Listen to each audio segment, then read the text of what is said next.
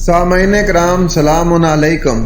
اکثر ہمیں سننے کو ملتا ہے کہ قرآن کو آپ ترجمے کے ساتھ نہیں پڑھ سکتے۔ اگر آپ قرآن کو ترجمے کے ساتھ پڑھیں گے تو آپ گمراہ ہو جائیں گے۔ قرآن کو ترجمے کے ساتھ پڑھنے کے لیے 14 علوم کی ضرورت ہوتی ہے۔ ناظرین، قرآن پر پابندی لگانا اور خود ٹھیکیدار بننا اور اپنے فہم قرآن کو جبراً دوسروں پر مسلط کرنا قرآن کے سراسر منافی ہے۔ جب ہم پڑھتے ہیں سورت نمبر 2 آیت نمبر 256، اس میں مالک کائنات فرما رہا ہے لا اکراہ فی الدین قد تبین الرشد من الغی فمن یکفر بالطاغوت ویؤمن باللہ فقد استمسک بالعروۃ الوثقی لا انفصام لہا واللہ سمیع علیم۔